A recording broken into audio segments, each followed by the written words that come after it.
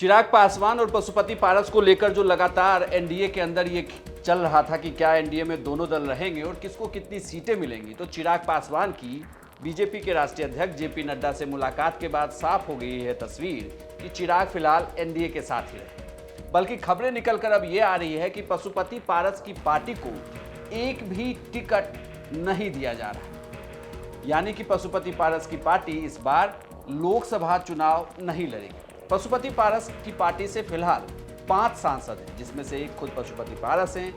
Prince हैं, वैशाली की सांसद वीणा देवी हैं, खगड़िया से महबूब अली कैसर हैं।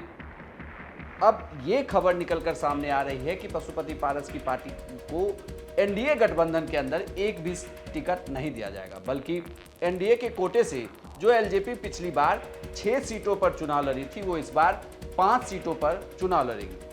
एनडीए में लगातार सीट शेयरिंग को लेकर बातचीत चल रही थी, जिसमें चिराग पासवान अड़े हुए थे कि उन्हें पिछली बार लोकसभा चुनाव में जितनी उनकी पार्टी ने चुनाव लड़ा था उतना टिकट तो जरूर दिया जाए। लेकिन अब उनकी बातचीत के बाद ये बातें निकलकर सामने आ रही है कि 5 सीट चिराग पासवान को तो दे दिया गया है, लेकिन पशुपति पारस जो फिलहाल केंद्र में मंत्री भी हैं, उनकी पार्टी को एक भी टिकट मिलने नहीं जा रहा। पहले ये खबर थी कि समस्तीपुर की सीट जो है वो पशुपति पारस लड़ सकते हैं, लेकिन खबरें निकलकर ये आ रही हैं कि पशुपति पारस को